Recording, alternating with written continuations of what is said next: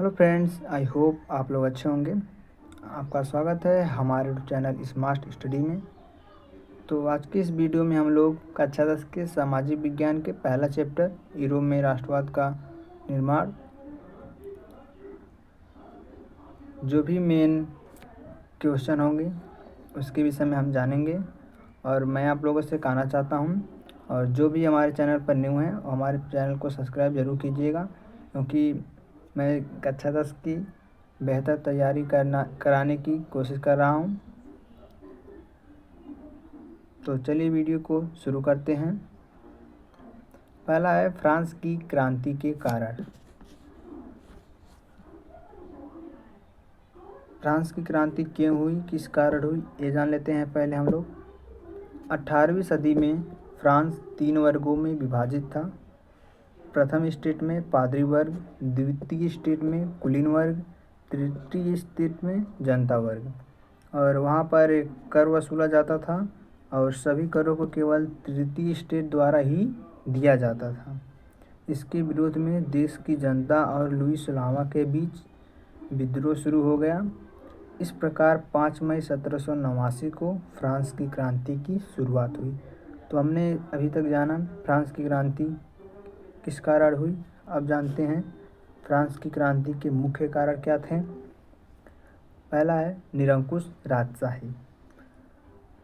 राजा Louis सोलहवें की निरंकुश और स्वेच्छाचारी शासन प्रणाली ने जनता में असंतोष पैदा किया। ये तो पहला हो गया। अब दूसरा है सामाजिक असमानता।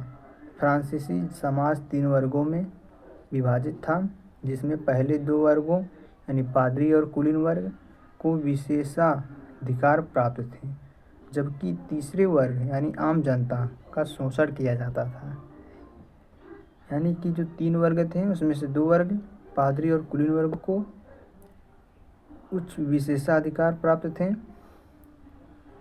और तीसरा जो था जनता वर्ग, उसका शोषण किया जाता था। और फ्रांस की क्रांति के मुख्य कारण में आ जाता है जनता में असंतोष। इन सभी कारणों के परिणाम स्वरूप जनता में सरकार के प्रति असंतोष बढ़ गया और वे क्रांति के लिए तैयार हो गए। यानी कि ये सभी जो कारण थी, इसके कारण जनता में सरकार के प्रति असंतोष बढ़ गया है। अगला है आर्थिक संकट। फ्रांस की आर्थिक स्थिति बहुत ख़राब थी, यानी बहुत गरीबी थी, वहाँ पर भूखमरी भी थी, सभी लोग गरीब थे और सरकार दिवालिया होने के कगार पर थी, यानी पागल, जिसके कारण जनता पर भारी कर लगाए गए। तो ये थे मुख्य कारण फ्रांस की क्रांति होने के। आता है इटली का एकीकरण।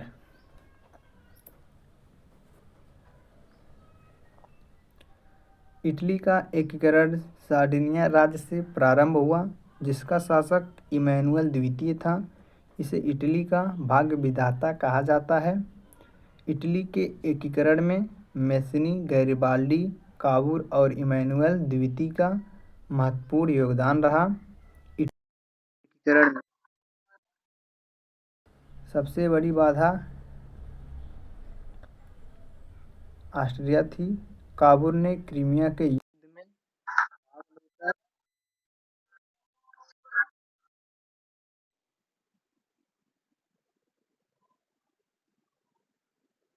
भाग लेकर ऑस्ट्रिया के साथ संधि कर ली।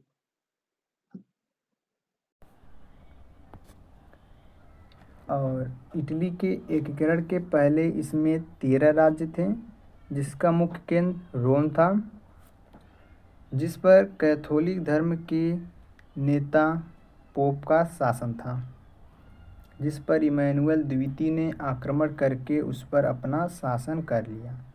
इस प्रकार 20 सितंबर 1870 को इटली का एकीकरण शुरू हुआ। अब आता है जर्मनी का एकीकरण। जितने भी हैं सभी बहुत ही मुख्य क्वेश्चन हैं, जो कि बोर्ड परीक्षा में पूछे जाते हैं। चलिए देखते हैं जर्मनी का एकीकरण। 1848 ईस्वी में जर्मनी संप्रदाय के सभी क्षेत्रों को मिलाकर एक राष्ट्र बनाने का प्रयास किया गया। जर्मनी का एकीकरण प्रसा से शुरू हुआ, जिसका शासक विलियम प्रथम था, जिसका सेनापति बिस्मार्क था।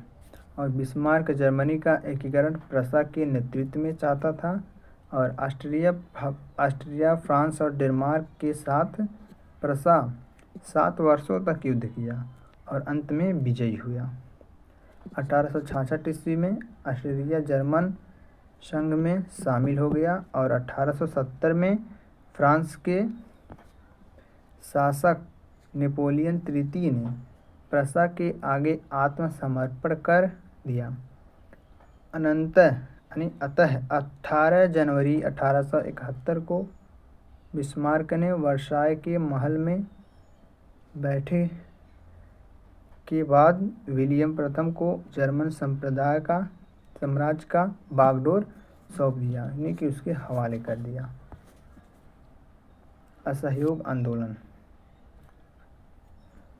अगस्त 1920 को महात्मा गांधी जी ने असहयोग आंदोलन शुरू किया। इस आंदोलन का उद्देश्य उपाधियों का बहिष्कार, छात्रों द्वारा शिक्षक स्थानों का बहिष्कार तथा वकीलों द्वारा न्यायपालिका का बहिष्कार करना था। इसके साथ ही चरखा को लोकप्रिय बनाना, देशी शिक्षण स्थानों की स्थापना करना तथा तिलक स्वराज फंड का गठन करना। ये जो क्वेश्चन है बहुत ही महत्वपूर्ण क्वेश्चन है, बहुत बार पूछा गया है, तो इसे आप लोग जरूर याद करके जाइएगा बोर्ड परीक्षा में। आगे देखते हैं।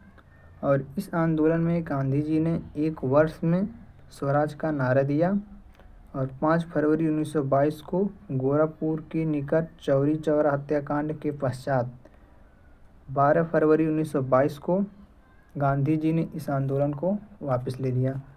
और ये जो है 1 वर्ष में स्वराज का नारा, ये बहुविकल्पी क्वेश्चन में आपसे पूछ सकता है कि 1 वर्ष में स्वराज का नारा मतलब किसने दिया था?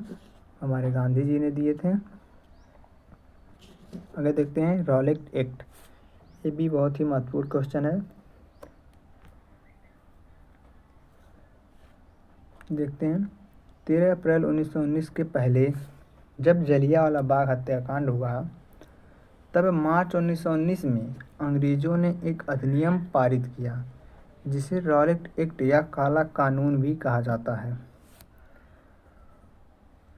इस अधिनियम का मुख्य उद्देश्य क्रांतिकारियों का दमन करना था। यह एक्ट सर सिडनी रॉलेट की अध्यक्षता में पारित किया गया था और रॉलेट एक्ट के विरोध में 30 मार्च 1919 को तथा 6 अप्रैल 1919 को संपूर्ण देश में हड़ताल की गई। इस अधिनियम के तहत सरकार को किसी भी संदिग्ध व्यक्तियों को जेल में डालने का अधिकार प्राप्त था और इस आंदोलन में गांधी जी को भी 7 अप्रैल को गिरफ्तार किया गया था।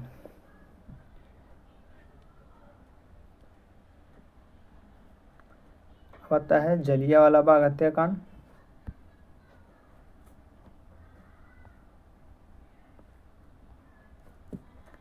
सात अप्रैल 1919 को तथा 9 अप्रैल 1919 को डॉक्टर सतपाल तथा डॉक्टर सैफुद्दीन को बिना कारण अंग्रेजी जो सेना थी उसने गिरफ्तार कर लिया और इसके विरोध में 13 अप्रैल 1919 को अमृतसर के जलियांवाला बाग में एक जनसभा का आयोजन किया गया।